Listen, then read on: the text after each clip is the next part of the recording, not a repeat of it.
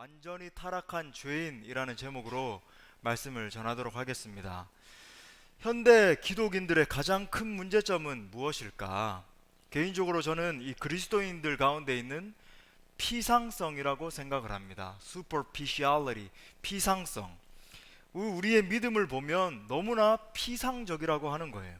그리스도의 십자가를 생각해도 감격하지 않습니다. 찬양을 드려도 눈물이 메마른 세대를 보는 거예요. 기도 가운데 절박함이 사라졌습니다. 우리의 삶에 보면 그 결과는 더 처참해요. 교회에서의 신앙과 삶에서의 신앙이 따로 있습니다. 삶의 자리에서의 예배라는 것은 찾아볼 수가 없게 되었습니다. 이제 성경의 가르침은 우리의 어떤 성공과 행복에 마치 어떤 성가신 것들이 되었어요. 안타깝게도 그런 이유들 때문에 많은 설교자들이 회중들의 귀에 거슬리지 않는 설교를 하려고 합니다. 가감 없는 복음을 전하게 되면 회중들의 양심에 이 가책을 주기 때문에, 그래서 더 많은 회중들이 모이게 하기 위해서 그런 설교를 꺼려하는 거죠. 고난주간을 앞두고 오늘 말씀의 주제를 제가 이렇게 생각을 하다가 정한 동기가 있습니다. 우리가 진정으로 십자가를 만나기 위해서는 우리가 얼마나 처참한 상황 가운데 처해 있는가를 알아야 하는 것입니다. 내가 얼마나 비참한 상황 가운데 놓여 있는지, 내가 얼마나 처참한 죄인인지를 깨달을 때 진정으로 십자가를 붙들 수 있는 것입니다. 그런 의미에서 오늘 말씀은 굉장히 중요한 말씀이에요. 오늘 말씀을 통해서 우리의 진정한 상태에 직면하는 은혜를 주시기를 바랍니다. 자, 이런 질문을 이렇게 생각을 해보면서 말씀을 시작하고 싶어요. 사람들은 왜 죄를 지을까? 사람들은 왜 죄를 지을까? 이것에 대한 성경의 답은 이렇습니다. 사람들이 죄를 짓는 이유는 도덕적으로 부패한 상태에 있기 때문입니다. 사람의 이 본성 자체가 철저히 부패했기 때문에 죄를 짓는다라고 하는 말이에요. 종교개혁자 존 켈빈은 사람의 이런 상태에 대해서 이 같은 신학적인 용어를 사용했습니다. 우리 한번 같이 해보겠습니다. 전적 부패. 영어로는 total depravity, 그래서 전적 부패입니다.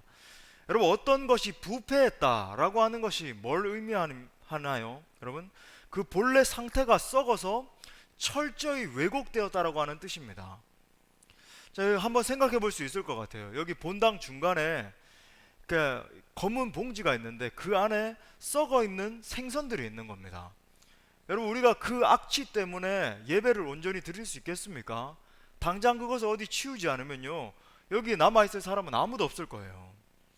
그럼 마찬가지입니다. 인간이 부패했다라고 하는 말은 의롭던 그 본래 상태에서 완전히 타락했다라고 하는 뜻이에요. 완전히 타락해서 그 썩은 냄새가 전인격 가운데 진동하는 상태를 말하는 겁니다. 결과적으로 모든 인간이 도덕적으로 부패한 본성을 지닌 죄인으로 태어나게 된 것입니다. 이것에 대해서 오늘 본문 말씀이 이렇게 말하는 겁니다. 로마서 3장 23절, 모든 사람이 죄를 범하였음에 하나님의 영광에 이르지 못하였다. 전 인류 중 죄의 영향으로 타락하지 않은 사람은 한 사람도 존재하지 않는다라고 하는 사실입니다. 그래서 자력으로 하나님의 영광에 이를 수 있는 사람은 없다는 말이에요. 자, 먼저 이제 전적 타락 교리에 대해서 우리가 살펴보기 전에 두 가지 이 교리에 대한 오해부터 한번 살펴보기를 원합니다. 첫 번째 뭐냐면, 전적 타락은 인간에게 있는 하나님의 형상이 모두 사라졌다는 것을 의미하지는 않는다는 겁니다. 성경에 보면 인간은 하나님의 형상대로 지음받았다라고 되어 있습니다. 이마고 데이, 하나님의 형상. 근데 이 전적으로 타락했다라고 하는 것은 인간에게 있는 이 하나님의 형상이 심각하게 훼손됐다라고 하는 것을 의미해요. 완전히 없어진 게 아니라 심각하게 훼손됐다. 죄로 말미암아 모든 인간의 지정의 전체가 오염됐다라는 말입니다. 자, 한 가지 분명한 사실은 그것의 결과로 모든 사람이 하나님의 진리를 거부하기에 이르렀다라고 하는 겁니다. 여러분, 사람들이 얼마나 하나님을 적극적으로 거부하는지를 우리가 생각해 볼 수 있는 것 같아요. 니체가 담대히 말했죠. 신은 죽었다. 신은 죽었다. 이 세상에 똑똑하다라고 하는 그 자기 스스로가 나는 정말로 똑똑한 탁월한 철학자입니다, 이렇게 주장하는 사람들의 책을 읽어보면요, 하나같이 하나님을 거부하는 사상이 들었다라고 하는 것을 여러분 읽으실 수 있습니다. 여러분, 그래서 우리가 어떤 책을 읽더라도 잘 분별해야 되는 거죠. 그냥 뭐 무턱대고 책을 이렇게 선택을 해서 읽기 시작하면요, 그냥 뭐 무신론적인 사상에 하나님은 죽었다, 하나님은 돌아가셨다, 계시지 않는다, 이런 사상이 그냥 세뇌되는 겁니다. 현재 이 세계에서 가장 존경받는 어떤 과학자이자 철학자는 단연 이 리차드 더킨스인 것 같아요. 그의 유명한 책 만들어진 신, 여러분 다 아시죠? 책 제목만 들어보셨죠? 이 리차드 더킨스의 책이 만들어진 신에 보면요, 하나님의 존재를 부정하기 위해서 진화론적인 방법으로 하나님이 어떻게 계시지 않는가, 뭐 이것을 논증해 놓은 그런 책입니다. 리차드 더킨스 뿐만 아니라 샘 해리스, 종교의 종말, 아니면 크리스토퍼 히친스, 신은 위대하지 않다 같은 사람들을, 뭐 이런 책을 쓴 사람들을 갖다가 신무신론자라고 그래요. 예전에 있었던 사람들을 무신론자라고 그러고, 지금 이제 막 리차드 더킨스를 필두로 해서 이제 일어난 사람들을 신무신론자라고 합니다. 이 신무신론자들은요, 이 하나님의 존재를 부정하기 위해서 온갖 가문이설들을 동원하는 겁니다. 물론 뭐 기독교적인 관점에서 이 사람들을 이렇게 논박한 그런 논문들이나 책들도 있습니다만은, 다음에 제가 뭐 구체적으로 한번 소개해드릴 기회가 있을 것입니다만, 또 다른 예로요, 우리가 이 뉴에이지 운동들도 생각해 볼 수 있을 것 같아요. 이 현대의 뉴에이지 운동들 있잖아요. 이 모든 것들은 사실은 적그리스도적인 사상, 엔티크라이스트라고 부르는 이 적그리스도적인 사상에 기반을 두고 있습니다. 그러니까 이런 것들은요, 사실 뭐 불교 사상이나 힌두교 사상도 하나로 연결되어 있는데, 뭐 어느 시기가 돼서 이제 따로 태동을 하게 됐지만 결국 이 불교 사상도 힌두교 사상에 뿌리를 두고 있거든요. 근데 이 힌두교 사상이 배경이 되는데, 뉴에이지가 모든 것들이 힌두교 사상에서 나오게 되는데, 한마디로 말하면 신일합일입니다. 어떤 신적인 존재와 우리가, 내 개인이 합일될 수 있다라고 하는 거예요. 그래서 제가 지난번에 한번 말씀드렸죠. 요가를 하는 것도 굉장히 이렇게 주의를 기울일 필요가 있는 거예요. 거기에서 트는 뭐 음악이라든지 여러 가지, 뭐 물론 뭐 운동을 위해서 한다, 뭐 말리지 않겠습니다만은, 근데 음악이나 이런 것들은 여러분 주의해야 됩니다. 그런 것들 가운데 여러분 노출돼서 같이 운동을 하면 안 되는 거예요. 예, 굉장히 위험한 것들이에요. 특별히 여러분 이 젊은이들이 어떤 요즘 이렇게 헐리우드 영화 같은 거, 그죠? 아니면은 어떤 음악 같은 것에 무방비로 이렇게 계속 노출이 되면 여러분 어떤 일이 일어나는지 아십니까? 나중에 우리가 다음 세대 아이들에게 아무리 주 예수 그리스도의 이 복음을 이렇게 심겨주려고 해도 여러분 들어가지 않는다라고 하는 것을 발견하게 될 것입니다. 왜냐하면 어릴 때부터 이 뉴에이지적인 사상이 차곡차곡 계속 쌓이기 때문에. 우리가 여러분이 잘 아시는 디즈니, 여러분 디즈니 영화의 대부분의 이 장면들을 보면 마법이 등장하고, 그 마법을 통해서 어떤 것들이 문제가 해결되고 이런 것들을 보게 돼요. 뉴에이지적인 사상이 계속 주입되는 거죠. 여러분 지금 나오는 뭐 마블이라든지 헐리우드의 영화들에도 끊임없이 그런 뉴에이지적인 사상들이 계속 나옵니다. 그렇다 보니까 나중에 예수 그리스도의 치유 뭐 이런 것에 대해서 듣게 돼도 뉴에이지적인 것으로 혼동하게 되는 거예요. 예수님의 복음이 온전히 전해지지 않는 겁니다. 여러분 이 세상의 미디어의 실체는 대부분 이 적그리스도적인 사상을 주입하는 것에 있다라고 하는 것을 우리가 기억하면서 정말로 우리가 주의를 기울여야 되는 거예요. 또 두 번째는요, 이 전적 타락이 인간의 양심을 완전히 마비시켜서 도덕적인 실천을 할 수 없도록 만드는 것은 아니라고 하는 겁니다. 자, 성경은 모든 인간이 양심을 소유하고 있다라고 가르칩니다. 물론 뭐 일반적인 경우들을 벗어난 경우들도 있죠. 마치 양심에 화인 맞은 것 같은 범죄자들도 보는 것입니다. 예를 들어서 사이코패스 같은 심각한 살인마들, 뭐 지금 뭐 조두순 씨가 다시 이렇게 나오는 것에 대해서 반대한다, 그래서 뭐 청와대에 뭐 이렇게 뭐 그런 이렇게 뭐라 그러죠? 뭐 청원도 이렇게 들어간 상황이고, 또 뭐 연쇄 강간범들 뭐 이런 사람들을 보면요, 마치 완전히 도덕성이 마비되어 있는 것 같은 뭐 그런 사람들도 보는 거예요. 하지만 여러분 일반적으로 볼 때 모든 사람이 그런 끔찍한 범죄를 저지르는 것은 아니죠. 대부분의 인간들은 어느 정도의 이 도덕적인 판단을 할 수 있고 또 실제로 그렇게 살아가는 겁니다. 자, 정말 그렇다고 한다면 적극적인 의미에서 이 전적 타락 교리, 우리가 다루고 있는 전적 타락이 우리에게 의미해 주는 것이 무엇인가? 자, 첫 번째는 한번 따라해 보겠습니다. 모든 인간은 영적으로 사망했다. 모든 인간은 영적으로 사망했다라고 하는 것을 가르쳐 줍니다. 자, 태초에 하나님이 천지를 창조하셨습니다. 아멘입니까?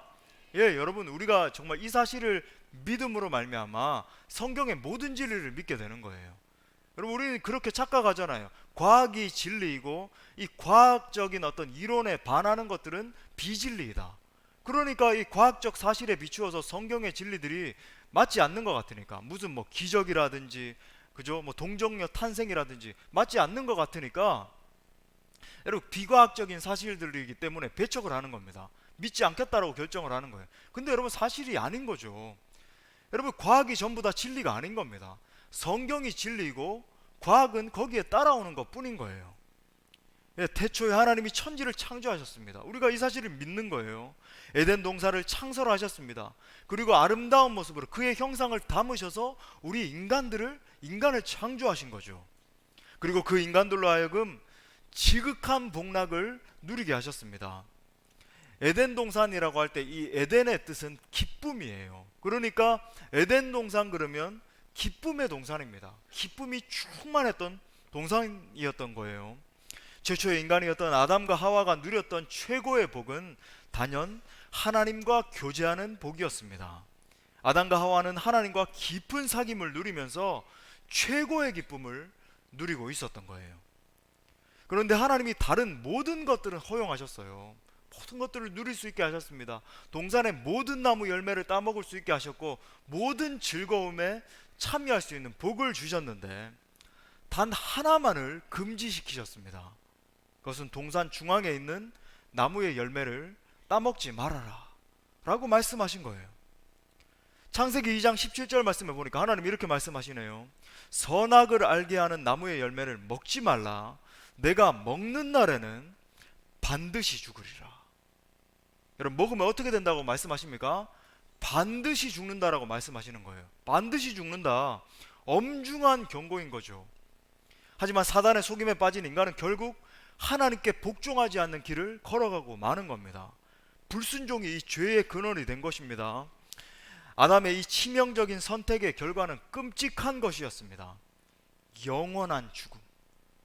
영원한 죽음이 인류 가운데 들어오게 된 거예요. 하나님과 단절된 겁니다. 죄의 결과로 그의 존재 안에 창조주를 알고 그와 교제할 수 있는 기능이 죽어버렸습니다. 한마디로 말해 영적으로 시체 상태가 된 것입니다. 영적 시체가 된 거예요.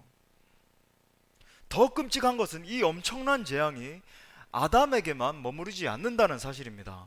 성경은 아담의 불순종이 가져온 무서운 결과가 그의 전 후손에게 전가되어서 모두가 영적 사망 상태에서 태어나게 된다라고 가르쳐주고 있습니다. 그런 측면에서 바울은 에베소 성도들에게 이렇게 가르치고 있어요. 에베소서 2장 1절부터 3절 말씀에 보니까 이렇게 말합니다. 그는 허물과 죄로 죽었던 너희를 살리셨도다. 그때 너희는 그 가운데서 행하여 이 세상의 풍조를 따르고 공중의 권세 잡은 자를 따랐으니 곧 지금 불순종의 아들들 가운데서 역사하는 영이라. 전에는 우리도 다 그 가운데서 우리의 육체의 욕심을 따라 지내며 육체와 마음에 원하는 것을 하여 다른 이들과 같이 본질상 진노의 자녀이었더니. 정말 끔찍한 말 아닙니까? 본질상 진노의 자녀이었다라고 말하고 있는 겁니다. 날 때부터 진노의 자녀로 태어나게 되었다. 이 부분에 대해서 폴 워셔 목사님이 이렇게 말했습니다.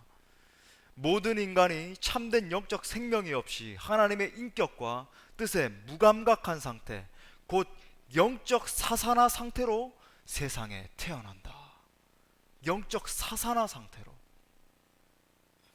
자, 두 번째 알 수 있는 사실은요, 모든 인간은 도덕적으로 무능력하게 되었다라는 겁니다. 또 따라해 보겠습니다. 모든 인간은 도덕적으로 무능력하게 되었다. 자, 영적 사망의 결과로 모든 인간은 도덕적으로 무능력하게 되었습니다. 성경은 타락한 인간은 하나님을 기쁘시게 하거나 하나님을 사랑할 수도 없고 그분께 복종할 능력도 없다라고 가르쳐 주고 있습니다. 자, 어떤 분들은 이렇게 반문할 수도 있을 것 같아요. 이 도덕적 무능력에 대해서 듣고 이렇게 반문하는 겁니다.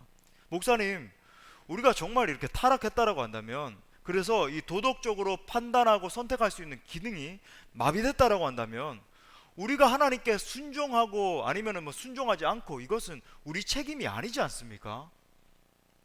근데 여러분, 여기서 말하는 도덕적 무능력은 우리의 어떤 정신이 마비됐다라고 하는 것을 말하는 게 아니라는 겁니다. 모든 어떤 정신 기능이나 도덕적인 어떤 판단력 자체가 없어졌다는 말이 아니에요. 만약 진짜 그렇다라고 한다면 인간은 무고한 희생자일 뿐인 거죠. 그렇다면 이 도덕적 무능력이 말하는 것이 무엇인가? 여기서 말하는 무능력은 하나님을 적대시하는 마음을 말하는 겁니다. 적극적으로 하나님을 적대시하는 거예요. 제 언어로 말씀드리자면, 제가 몇 주 전에 설교를 드렸습니다마는, 마음의 경향성에 심각한 훼손을 입어서 틀어졌다라고 하는 말입니다. 예를 한번 들어보겠습니다. 여기에 어떤 수도관이 있는 겁니다. 근데 이 수도관이 깨끗한 물의 근원에 이렇게 연결이 돼 있어야지만이 깨끗한 물이 나오는 것 아니겠습니까? 그런데 어떤 경위에 의해서 이 수도관이 깨끗한 이렇게 물의 근원에 있는 게 아니라 더러운 근원에 연결되게 된 거예요. 틀어져서. 그러니까 여러분, 결과적으로 자명하게 더러운 물이 콸콸 쏟아져 나오는 것은 분명한 사실이죠. 틀어졌기 때문에, 맑은 물의 근원이 아니라 더러운 물의 근원에 연결됐기 때문에 자연스럽게 결과적으로도 더러운 물이 콸콸 쏟아져 나오는 겁니다. 이런 도덕적 무능력의 상태에 대해서 바울이 이렇게 가르쳐 주고 있습니다. 로마서 8장 7절부터 8절 말씀 한번 읽어보겠습니다. 시작. 육신의 생각은 하나님과 원수가 되나니 할 수도 없음이라. 무능력이죠. 육신에 있는 자들은 하나님을 기쁘시게 할 수 없느니라. impossible. 전적 무능력을 이야기하는 거예요. 불가능하다는 겁니다. 우리 예수님도 이렇게 말씀을 해주셨어요. 마태복음 12장 34절 또 읽어보겠습니다. 시작.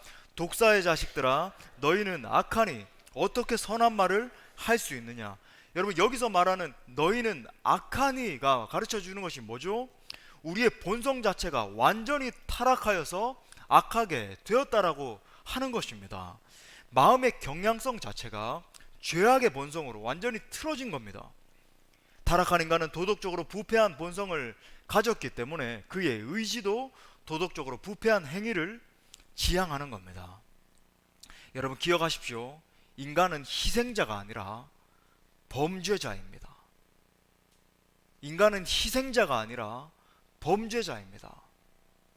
우리가 하나님을 대적했기 때문에 타락한 거예요. 동시에 타락했기 때문에 계속 대적하는 것입니다. 최근 이 한국 사회를 뒤흔들고 있는, 사회적으로 최고 이슈가 되고 있는 것이 바로 뭐냐면 이 버닝썬 사태입니다. 여러분 아시는 이 가수 빅뱅의 멤버 승리가 이렇게 사업을 시작하게 된 거예요. 그래서 아주 음란한 사업이죠. 클럽을 만들어서 성공을 해보겠다고 정치계, 경제계에, 그리고 심지어 해외의 어떤 유력자들에게까지 이렇게 손을 뻗친 겁니다. 그래서 여러 가지 정치계, 경제계가 연결이 되어서 갖가지 비리를 저지른 사태가 그 골자인데, 근데 여기서 이제 쏟아져 나오는 것들이 아주 더러운 것들이 쏟아져 나오는 거예요. 가수 승리, 정준영, 로이킴, 에디킴 같은 가수들이 끔찍한 범죄를 저질렀는데 수많은 여성들에게 마약을 먹이고 강간을 하고 그것을 카메라에 담아서 서로 카톡에 올려가지고 우스갯거리로 삼는 끔찍한 일이 일어났습니다. 물론 여러분, 이런 사건들을 이렇게 바라보면서 정말 연예인들은 원래 이렇게 더럽지, 원래 연예인들이 그런 거야, 이렇게 생각할 수도 있어요. 하지만 여러분, 이런 것은 도덕적으로 철저히 부패한 인간의 단면을 보여주는 것 뿐입니다. 우리 인간이 얼마나 타락했는지 보여주는 거예요. 나아가서 인류의 역사를 살펴보면 인간이 도덕적으로 얼마나 타락했는지 곧 알 수 있습니다. 인류의 역사를 살펴보면 극한의 사륙이 벌어졌던 시기들이 있습니다. 나치의 유대인 600만 명 사륙. 뭐 그냥 이렇게 공식적으로만 600만 명 그러지 뭐 비공식적으로 따지면 1000만 명에 육박한다 그래요. 공산주의 혁명을 통한 스탈린의 2000만 명 사륙. 중국 문화 대혁명 당시에 마오쩌둥에 의한 4000만 명의 사륙 등등등등. 여러분, 이런 사륙이 얼마나 끔찍한지 우리 민족은 너무 잘 알고 있잖아요. 우리는 일제 치하를 지나면서 6.25 동란을 지나면서 얼마나 끔찍한 그런 일들이 있었는지 알잖아요. 그 중에 정말 끔찍했던 사건들 중에 하나가 캄보디아의 킬링필드입니다. 제가 한 10여 년 전쯤에 캄보디아에 있는 킬링필드에 이제 선교를 마치고 킬링필드에 이제 방문한 적이 있습니다. 1975년 당시 캄보디아를 공산주의화하기 위해서 끄메르 루즈가 200만 명의 시민을 양민들을 이렇게 학살한 현장이에요. 특별히 이제 지식층들을 중심으로 해서 공산주의 혁명을 이루기 위해서는 지식층들을 이제 말살해야지만이 자기가 이루는 뜻을 이룰 수 있다. 그래서 당시 여러분 이 캄보디아의 인구가 600만 명이었는데 200만 명을 죽인 거예요. 3분의 1을 죽였습니다. 그 현장만 봐도 얼마나 끔찍한지 제가 이렇게 이제 선교를 마치고 그 현장에 이제 방문하기 위해서 이제 가고 있는데 차에서 내려서 이제 걸어가는데 입구를 들어섰습니다. 그런데 이렇게 영적으로 얼마나 힘든 지역인지 머리가 어지럽고 막 이렇게 너무 힘든 거예요. 이 영적으로 이렇게 예민한 사람들은 여러분 영적으로 힘든 지역들에 이렇게 들어가면요 그런 것들을 느끼죠. 심지어 막 이슬람 사원 이런 데 들어가면 굉장히 뭐 하여튼 뭐 영적 전쟁이 일어나는 것을 느낄 수 있는데, 그리고 이제 그 현장들을 돌아보는데 가슴 아프기 그지 없어요. 그냥 그 아직도 남아있는 현장만 바라봐도 끔찍합니다. 그리고 여러 개의 이제 사진들, 현장에 있었던 그런 사진들을 막 걸어놨는데 막 해골들이 이렇게 막 수백 개가 이렇게 쌓여져 있는 사진들, 막 울고 있는 아이들이 울고 있는 그런 사진들 막 걸어놨는데 처참하기 그지 없어요. 그 중에 제 마음을 너무 아프게 한 한 장의 사진이 있습니다. 한번 사진 한번 보여주실까요? 이 사진인데 여러분 이렇게 보시면요 이 여인이 누구를 안고 있죠? 아들을 지금 안고 있습니다. 그리고 이제 그 여인이 이제 옆에 사진에 보면 이제 죽음을 당하는 건데 옆에 무슨 기계 같은 게 보이시죠? 이 기계는 뭐냐면 이 여인의 이렇게 뒤에다 뒤통수에다 대고 뚫어서 뇌를 뚫어서 죽이는 겁니다. 여러분 근데 제가 얼마나 가슴이 아팠냐면 이 정말 뇌가 이제 손상을 입기 직전에 이제 놓여 있는 이 여인의 팔에 아직도 그 아들이 안겨 있는 거예요. 제가 이 사진을 보고 막 가슴이 무너지는 겁니다. 여러분 이것이 인간 악의 실체입니다. 인간 악의 실체예요. 그뿐입니까? 이 사회를 한번 보십시오. 부패한 한국교회를 한번 보십시오. 하나하나 설명하지 않더라도 우리의 가슴을 아프게 하는 것들이 너무나 많아요. 너무나 끔찍한 일들이 지금도 자행되고 있는 겁니다. 여러분 이런 모든 것들을 바라보는 가운데 우리는 직면해야 합니다. 이것이 우리 인간의 실체라는 것을. 자, 세 번째 우리가 알 수 있는 것은요, 타락한 인간은 하나님을 사랑할 수도 하나님을 추구할 수도 없다는 겁니다. 자, 다시 타락한 인간은 하나님을 사랑할 수도 하나님을 추구할 수도 없다. 자, 성경은 이런 인간의 상태에 대해서 명확히 보여줍니다. 로마서 3장 10절부터 18절까지 말씀 좀 길지만 한번 들어보십시오.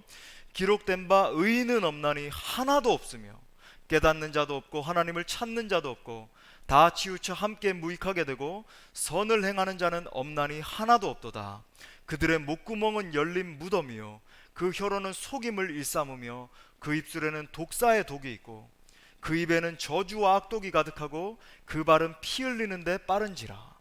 파멸과 고생이 그 길에 있어 평강의 길을 알지 못하였고 그들의 눈앞에 하나님을 두려워함이 없느니라 함과 같으니라.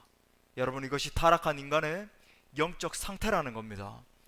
한마디로 인간은 본성적으로 하나님을 싫어해요. 하나님을 대적합니다. 하나님께 손가락질해요. 그래서 온갖 방법을 동원해서 하나님의 존재를 지워버리려고 하는 겁니다. 그렇다면 왜 이렇게 인간들이 하나님을 미워하는가? 왜 이렇게 하나님을 대적하는가? 그 이유는 간단해요.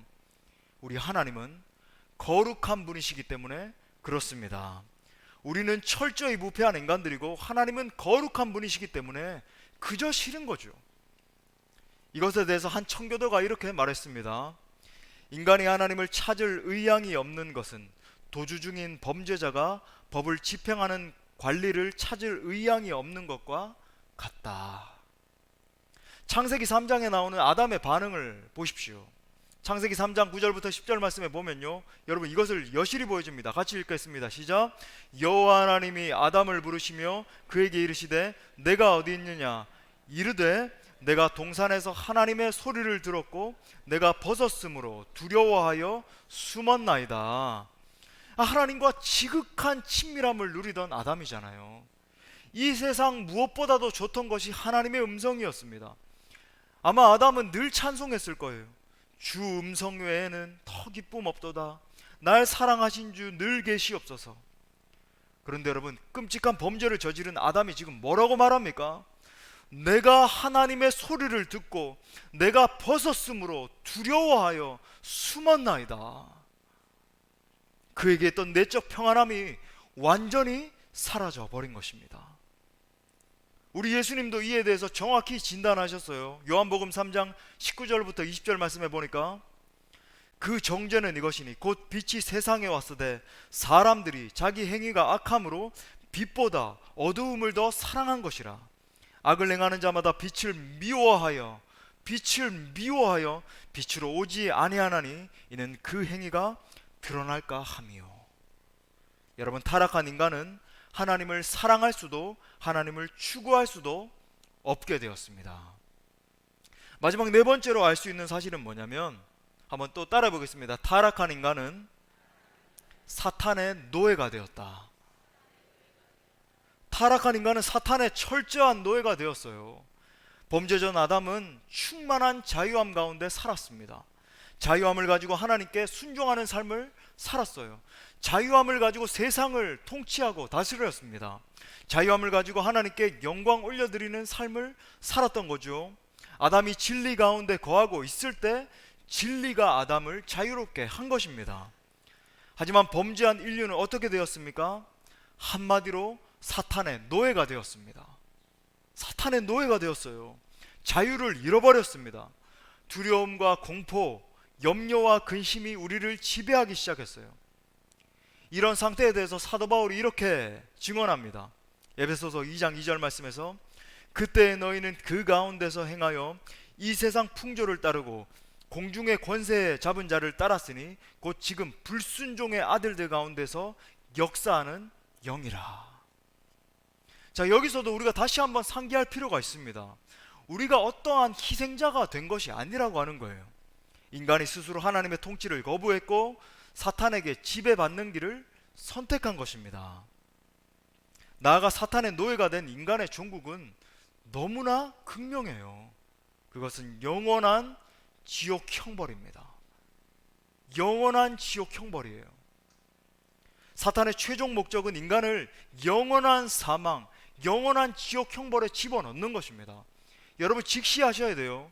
우리의 삶 가운데 죄에 빠져서 그냥 허우적거리게 하다가 괴롭힘만 하다가 그냥 떠나가는 것이 아니라 우리를 영원한 형벌, 영원한 지옥 형벌에 집어넣는 것이 사탄의 뚜렷한 목표라고 하는 거예요. 그 어떤 인간의 자력으로도 이 지옥 형벌을 피할 길은 없습니다. 그 어떤 지식도, 인간의 그 어떤 선행도, 그 어떤 성공도 우리를 구원할 길은 없습니다. 우리 인간은 철저히 부패했고 철저히 사탄의 종된 상태가 되었습니다. 회개하지 않은 인간이 처하게 될 끔찍한 상태에 대해서 위대한 설교자 조나단 에드워드가 이렇게 설교했습니다. 이 설교를 통해서요, 그 유명한 1차 대각성 운동이 일어났어요. 부흥이 일어났습니다. 자, 조나단 에드워드 목사님의 진노하시는 하나님의 손안에 있는 죄인들 중에서 발췌했는데, 여러분 조금 길지만 한번 들어보십시오. 유황불이 활활 타오르는 그 처참한 지옥이 여러분 밑에 있습니다. 하나님의 진노의 불꽃이 이글대는 무서운 웅덩이가 있습니다. 지옥문이 입을 활짝 벌리고 있습니다.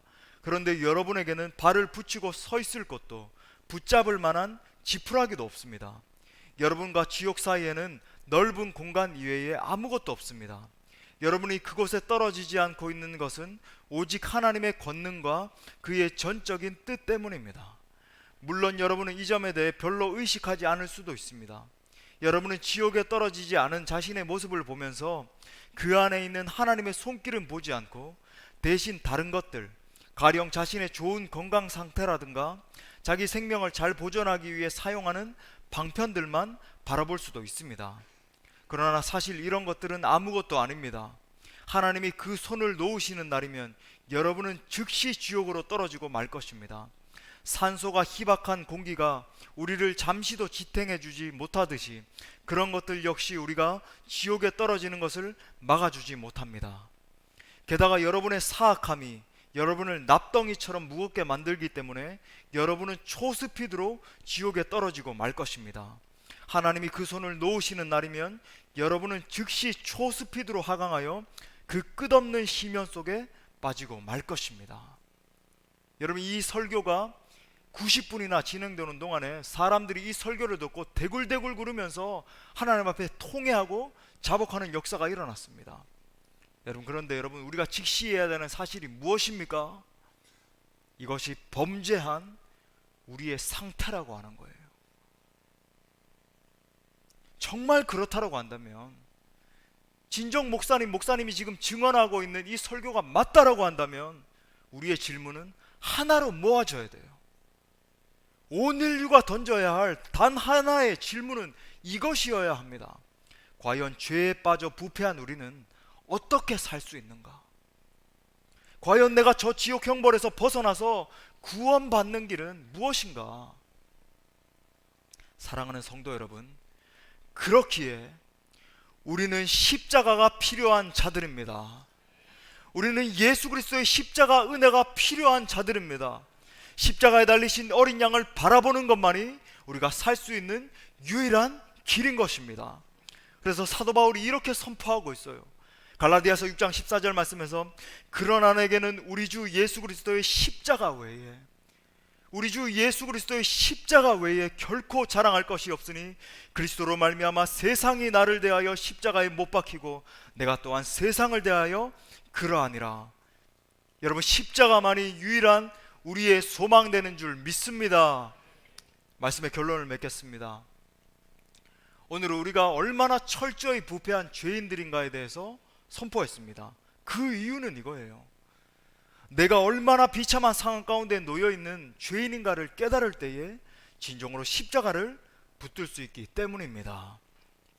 그런 의미에서 여러분에게 이번 주 한 주 제가 과제를 드리겠습니다. 이번 한 주를 살아가시면서 다시 한번 내가 얼마나 심각한 죄인인가를 생각해 보십시오. 여러분, 이것은요 단순히 어떤 자범죄만 의미하는 게 아니에요. 여러분, 내가 예수 믿어 구원받은 성도라고 할지라도 여러분 깊이 생각해 보십시오. 내가 얼마나 심각한 죄인이었던가, 그리고 구속받은 이후에도 내가 얼마나 많은 죄악을 범하면서 살아가는가. 그리고 여러분, 아직까지 내가 예수 그리스도를 주로 영접하지 않았다라고 생각되는 지체가 있다면 깊이 생각하십시오. 여러분, 지옥 형벌이 내 앞에 놓여 있다는 것을 끔찍한 사실로 받아들이시면서 깊이 자문해 보십시오. 내가 하나님 앞에 얼마나 심각한 죄인인가. 한 주간 여러분 자신이 얼마나 부패한 죄인인지 죄 목록을 한번 열거하면서 적어 보십시오. 적어 보세요. 여러분, 그것이 여러분의 삶을 변화시킬 겁니다.